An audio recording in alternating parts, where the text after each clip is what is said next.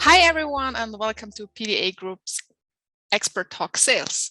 I'm here with Dave Nel, enablement expert and coach based in South Africa. Dave, welcome to the show. Thank you, Britta. It's an absolute pleasure to be here today. Great. Dave, before we jump into our topic of today, objection handling, may I ask you to introduce yourself, give us a little background, who you are, where you're coming from, what's your story? Sure. Oh, a story. I am a salesperson, I always say, with 41 years selling experience, because I feel like I've been selling since the day I was born. But officially, I guess I've been working in sales leadership, sales coaching, sales enablement for the last 17 years. I am a qualified ICF coach as well, outside of the sales world. And I am an avid swimmer and a very proud South African, coming all the way to you live from sunny today, Cape Town, South Africa. Wonderful, great. 41, which means you are a late 70s boy, right? Late 70s, 1979. This month it'll be 42. Oh dear. Oh my God, we have something in common. Are we both Virgos? So we like structure, which is interesting. Yeah. Yes. All right, let's get us moving into Sure. objection handling. Before we dive deep into it, today's topic, the 3 magic objections. But what is objection handling actually? What are the key things we need to consider when we speak about objection handling? Sure. I think for me, the first thing that's really, really important is that it's a natural part of any customer's buying process. Mm-hmm. Often we see it as a negative. I think that we're all human. We are. Hopefully, you're talking to humans. We all have objections. We all have concerns. We all have things that are going through our head, right? Mm-hmm. Something that's holding us back from moving forward. And I think at the end of the day, a salesperson, you need to have a plan, right? You know that it's going to happen. You know that these things are going to come up. So what is your plan? Because objections or concerns, you can't avoid them. It's a natural part of the process, right? I don't even think that a selling process happens without at least some kind of objection or concern to have in it. I just don't think it's possible. So I think it's natural, and you've got to have a plan. And I actually love that you also call it concern, because that just takes away this negative touch of what sometimes just happens if you speak to someone, objection. And if you just say it's a concern, it's much more humanized and makes it feel a little bit more positive. I always think of it, the wheels are turning in your customer's mind. Mm-hmm. There's just something that maybe is causing a little bit of friction. And I see that as a positive thing, because they're busy playing the story. Something's just holding them back. Absolutely. Yeah. So when we think about our concerns, our objections, taking on your word already, what are the magic 3, what we want to discuss today? Yeah, I think that there are, so many different ways that you can categorize them, because mm-hmm. everybody's story that they will tell you is slightly different. So you can run into the trap of trying to create so many different categories. But if you look at any of the sales methodologies that are out there, they tend to categorize them into certain sections. And I think in general, you'll probably see 3 or 4, right, are mm-hmm. probably the main ones. And I think that every solution or product that's out there is not perfect. I don't know if you found a perfect product or solution yet, but I don't know that I've found one. And so many sales methodologies will try and say, okay, well, if they're not perfect, what are the types of concerns or objections that come up? So mm-hmm. the one that I've seen the best, and I see it often, it's the Miller-Hyman or Korn Ferry one. And they often refer to them as 3 different types. Yeah. The first one is misinformation. So that is when someone's talking to you, but the customer thinks that you can't provide something or can't do something for them, but you actually can, Mm-hmm. right? The world is so full at the moment with so much information out there. It's hard to know what's right and what's wrong. And as a salesperson, you are the expert. Yeah. And so your role is to sometimes, take away that misinformation that a person could have. So that would be the first one I would probably think that's there. Mm-hmm. The second one is misbelief. Okay. So, that's really where someone doesn't believe that you can do something that you've promised, right? Come on, we've all been promised the world and then delivered very little. So I think it's also a natural human thing that when I'm listening to a pitch or I'm listening to something that someone tells me, I look at you a little bit sideways and I go, I don't believe that you can actually do that, right? Or if it sounds too good to be true, you're like, oh my God. True. Yeah, I have misbelief, right? Yeah. Which is different to misinformation. Remember, misinformation is I don't think you can do it, you actually can, right? So misbelief is I don't believe that you can do it at all, right? It's not about you can or can't. It's just my belief is not there. And then the last one I think is probably the biggest one that we face, which is downside. There's something that the customer or the client wants, and we are either not willing to provide it or not able to, right? So there's like, I don't know, you've got a tick list of 10 things and there's something that doesn't work for you. So, and I always put those two in there. You're not able to do it or you don't want to do it. So, Britta can offer me her services free if she wants to, but she's not willing to. So it doesn't mean that it's not an option. It just means you're not willing to do it. Or Britta could offer me her services in Spanish, but actually she can't because she can't speak Spanish. So even if she wanted to do it, she's not able to do it. And that would be a downside. So I think those three are probably the key. And the three are misinformation, misbelief, and downside. To make it clear. Yeah, absolutely. I think those are probably the three big ones when it comes to any kind of, concern or objection that you'd get with a client. So we heard before you have 17 plus years experience in sales. What are some proven tactics which you experienced yourself to overcome those objectives? Yeah, you're putting me on the spot here. So I think there's a few, and we also heard that you and I are Virgos, so we like structure, right? We like a methodology, a plan. I think. But maybe I have an objection here. That was an assumption. Just because I'm born in August. It is an assumption, perhaps, and actually we're going to talk about that in a second because. I think the first thing that I would probably say is that you can't avoid them, right? They are going to come up. So my first, I guess, piece of advice would be don't try and pretend like it didn't happen, right? Address the objection immediately, because what happens as humans is as soon as we throw something out that we're not happy with, everything that salesperson says afterwards, I'm not listening to, because I put up, it's like a roadblock. It's like a speed bump in the road, right? So the first thing I would do is I would say, don't pretend it wasn't there.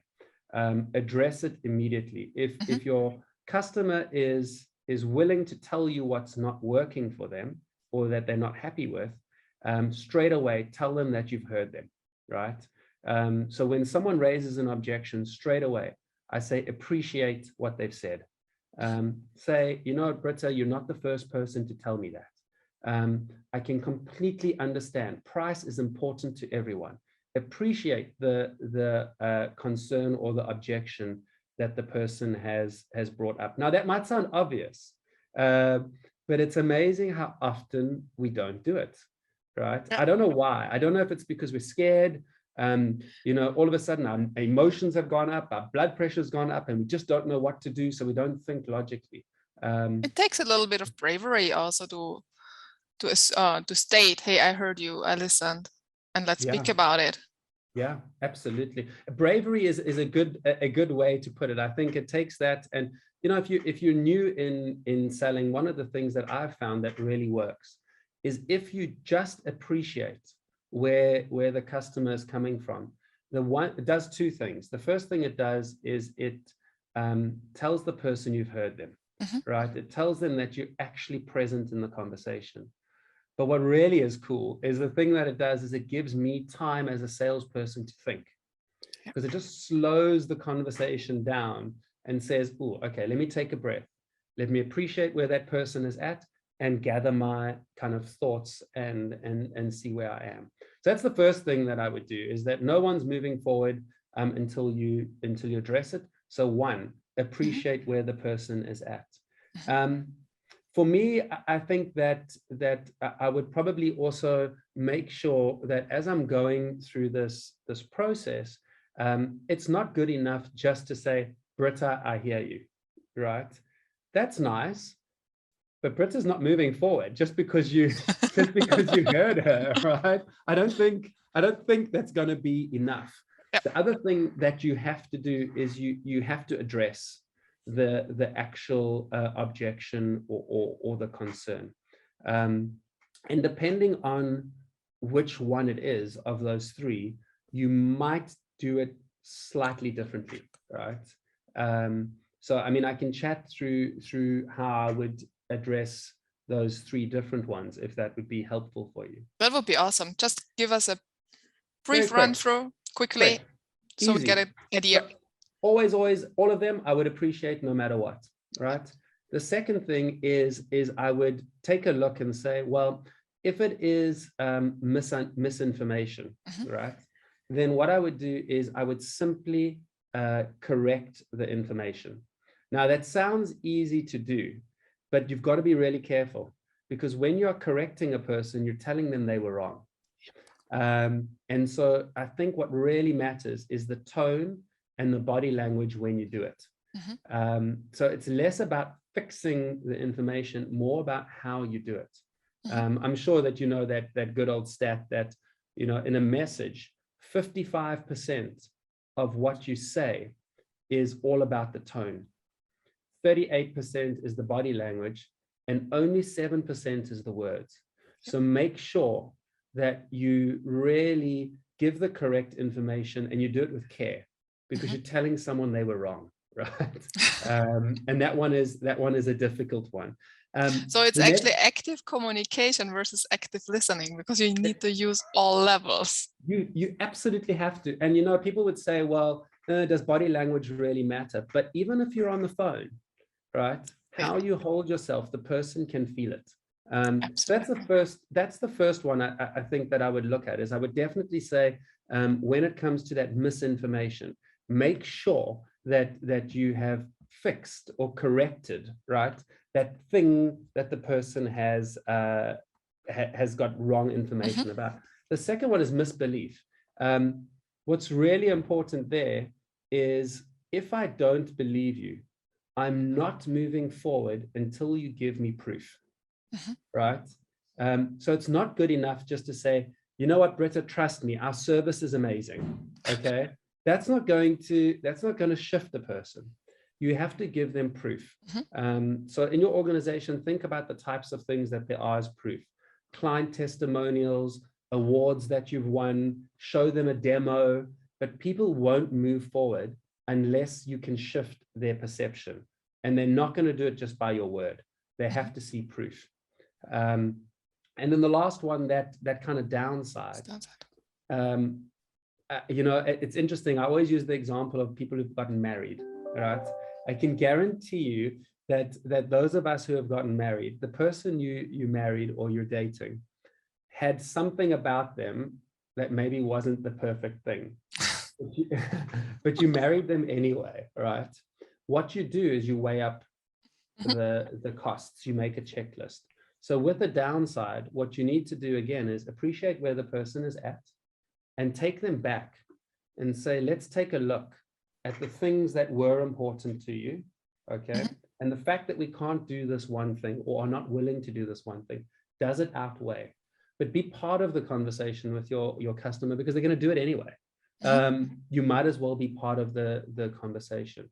So those are the three really I would look at slightly. Wonderful. Sure. Great. Thanks for sharing those insights. Of course. See, 17 years are paying off. Look, the one thing I want to point out, if I can, is that weighing up with the client or the customer, you can only do it if you have had a proper and really good conversation around what matters to them, right? You can't deal with the downside if you don't know what matters to me.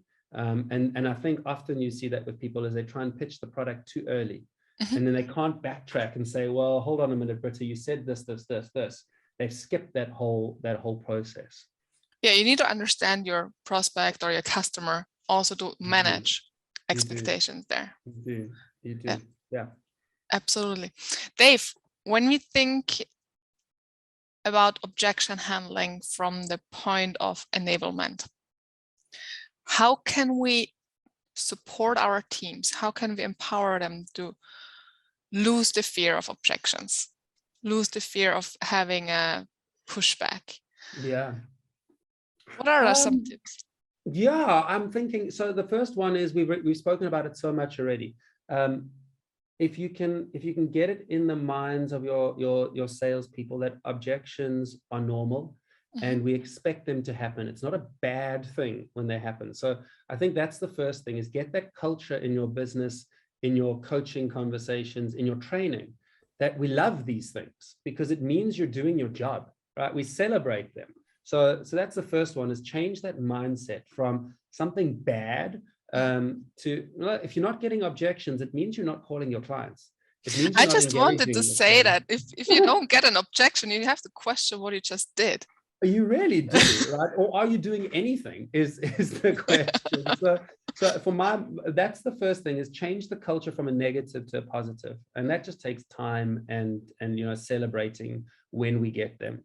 The second thing is coaching is absolutely key. We can do training in a classroom or watch videos or whatever it might be, but people are going to remember 7% of what you tell them. You've got to get your coaches on board, and you've got to get people to think. We were talking earlier about making it too easy for your salespeople. Yes, you need to give the content, but you also need to coach, and you need to let them look back at their calls, look back at their conversations, and actually self-analyze. Don't do everything for your salespeople. And there's some great tools out there that you can use to do that. And then the last thing that I would say is that as much as we like to think there are 6 billion unique people in the world, you'll find that you get common themes around objections. So, do think tanks with your sales guys and say, let's talk about what are the top 6 or 7 objections we're having at the moment in our business, and help them solve for those. Don't try and solve every single objection. Really try and solve the 6 or 7 big ones. Go for the obvious ones and leave the edge case ones out. I think that would make a big difference. I love that idea about think tanks. That's wonderful. Dave, awesome. Thank you so much for sharing your insights. It's so fun.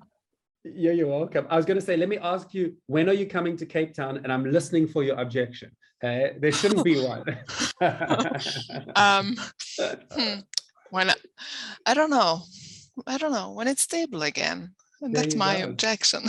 Wow. And all I would say is I would appreciate, and I would say to you, absolutely get it.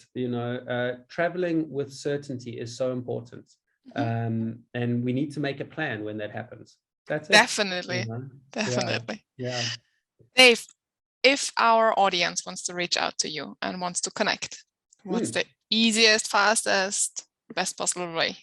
Yeah, LinkedIn is probably the easiest way, Dave Nel, or I guess through you, because we are such good friends and we talk all the time. So if anyone's struggling to find me, they can definitely chat to me through you. Absolutely. Dave, thank you so much for everything.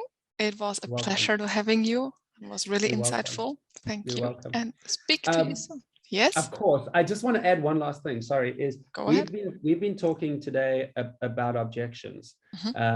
Bear in mind that that is slightly different to when you phone someone and they say no straight away, right? And they just cut you off immediately. That's a little bit of a different one. I'm always happy to come back and chat to you about it in the future. This is the story's happening, and there's something that's holding them back. Holding them back. Yeah. Let's schedule that one immediately now. Awesome. Awesome. Sounds good. Thanks, Britta. Great. Thank you very much, Dave. Cheers.